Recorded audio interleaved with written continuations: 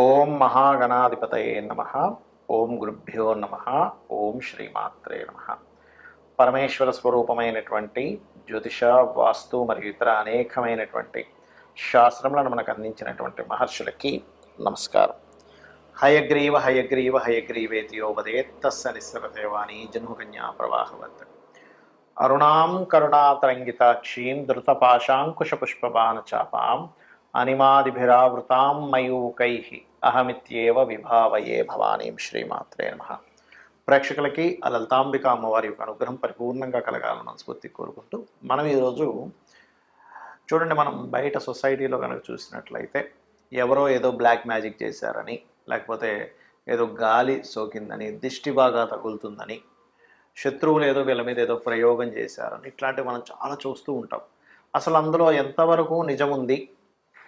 ఇక్కడ point by పాయింట్గా చూసుకుంటే, అంటే ఒక్కొక్క లగ్నానికి అసలు ఏ గ్రహ దశ వల్ల, ఏ కాంబినేషన్స్ వల్ల అలాంటివి ఏర్పడతాయి.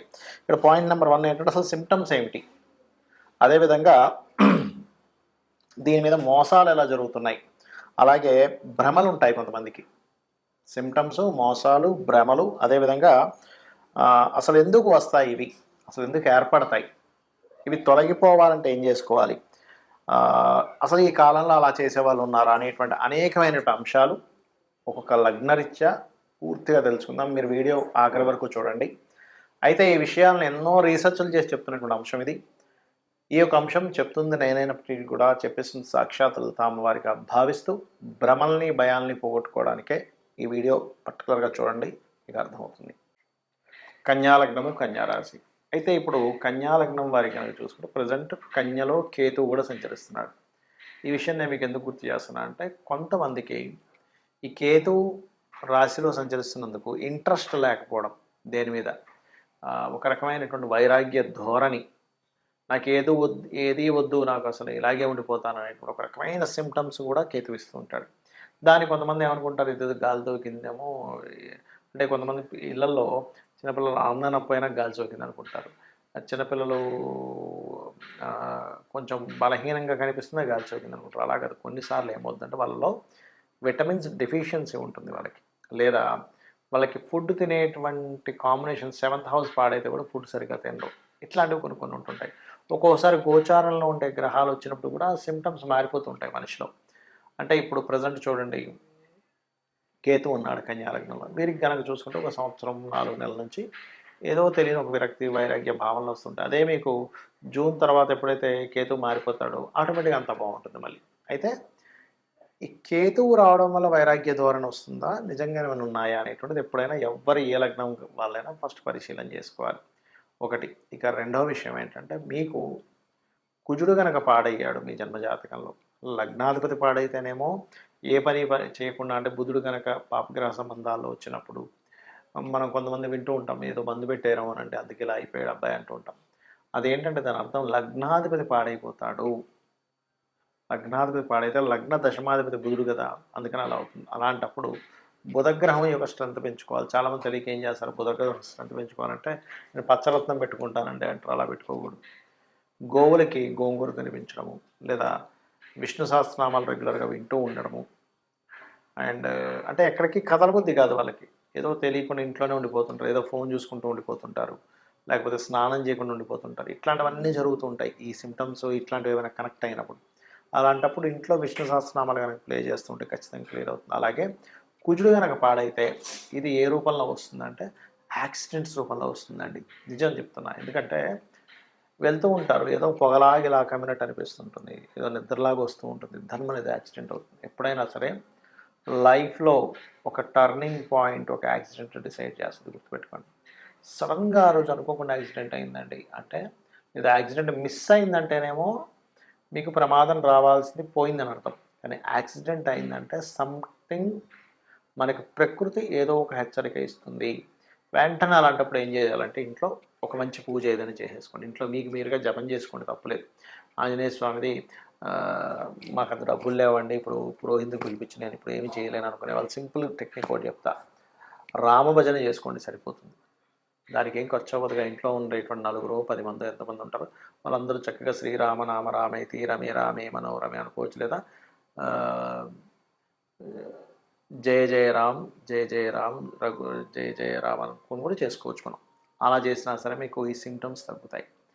అలాగే ఒక్కొక్కసారి ఏమవుతుందంటే మనము కొన్నిసార్లు ఈ ఎక్కడో ఏవో పడేసినవి ఉంటుంటాయి, కొన్ని దిష్టి తీసి పడేసినవి ఉంటుంటాయి. అటువంటి వాటి వల్ల కూడా కనెక్ట్ అవుతూ ఉంటుంది ఈ కుజుడు పాడైనప్పుడు. అలాగే శని గనక పాడైతే ఈ కన్యాలగ్నం వారికి ఇది వీళ్ళ కంటే కూడా వీళ్ళు తీసుకునే నిర్ణయాలు అండ్ సంతానం మీద ఎక్కువ ఎఫెక్ట్ పడుతూ ఉంటుంది. అంటే ఒక్కొక్కసారి మేనమామ మీద కూడా పడుతూ ఉంటుంది అనుకోండి ఎఫెక్ట్ అది. అయితే ఇక్కడ ఒకటి గుర్తుపెట్టుకోండి, ఏ గ్రహం స్పాయిల్ అయ్యి ఆ దశలు నడుస్తున్నాయి ఆ గ్రహానికి సంబంధించిన దానం ఇవ్వడం చేస్తూ ఉండండి. అదేవిధంగా మీరు ఎక్కువగా కూడా వెంకటేశ్వర స్వామి ఆలయాలకు వెళ్ళొస్తూ ఉంటే ఎక్కువ మీకు దీని మీద ఎఫెక్ట్ అనేటువంటిది పడదు. మనము పాయింట్ బై పాయింట్గా చూసుకుంటే అసలు సిమ్టమ్స్ ఏమిటి, ఈ గాలి దూరి తగిలిన వల్ల సిమ్టమ్స్ ఎలా ఉంటాయంటే నిద్రలో ఉలిక్కిపడి లేస్తుంటారు. గుర్తుపెట్టుకోండి, మన పైన ఏదో ఉంది అనేటువంటి ఫీలింగ్ కలుగుతుంటుంది. అది సమ్ టైమ్స్ నేను ఇందాక చెప్పినటువంటివి ఏవైతే ఇప్పుడు శని కానీ కేతువు కానీ పాడైన బుధుడు కానీ పాడైనటువంటి రవి కానీ రాహు కానీ ఇట్లా ఈ కుజుడు నీచంలో ఉన్న కుజుడు కానీ ఈ దశలు వచ్చినప్పుడు సహజంగా ఏమవుతుంటుందంటే విశ్వంలో భగవంతుడు క్రియేట్ చేసిన సృష్టిలో పాపగ్రహ సంబంధాలు పాడై మహాదశలు అంతర్దశలు ప్రత్యంతర్దశలు నడిచినప్పుడు ఇక్కడ ఉన్నటువంటి కొన్ని పిశాచాల బాధలు పడుతూ ఉంటాడు మనిషి. శుభగ్రహ సంబంధాలు వచ్చినప్పుడు కొన్ని దేవతా గణాల యొక్క మంచి ఫలితాలు పొందుతుంటాడు. ఇది మెయిన్ కారణం అక్కడ ఎందుకు అలా అవుతుంది అంటే. రైట్. అయితే సిమ్టమ్స్ మాత్రం చెడు కళలు రావడం, చెడు కళలకి గజేంద్ర మోక్షం చదువుకుంటే క్లియర్ అయిపోతుంది. కాకపోతే ఉలిక్కి పడ్డం, వెనక నుంచి ఎవరో ఇలాగ వెళ్ళిపోయినట్టు అనిపించడం, ఏదో పని చేసుకుంటే వెనక నుంచి ఏదో ఒక నల్లటి ఆకారం వెళ్ళిపోయిందండి అంటూ ఉంటారు. ఇవి కొంతమందికి భ్రమలు కూడా ఉంటాయి. అంటే ఏమిటి, ఏమీ లేకపోయినా భ్రమ పడుతుంటారు.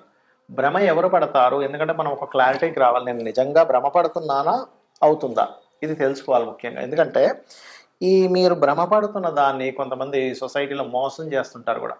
మీకు ఏదో వచ్చేసిందండి, మీరు ఇన్ని లక్షలు తీసుకురండి, ఇన్ని వేలు తీసుకురండి, ఫస్ట్ అక్కడ డబ్బులు పెట్టండి అని మిమ్మల్ని ఇబ్బంది పెట్టే వాళ్ళు ఉంటారు సొసైటీలో. ఇది బాగా గుర్తుపెట్టుకోండి.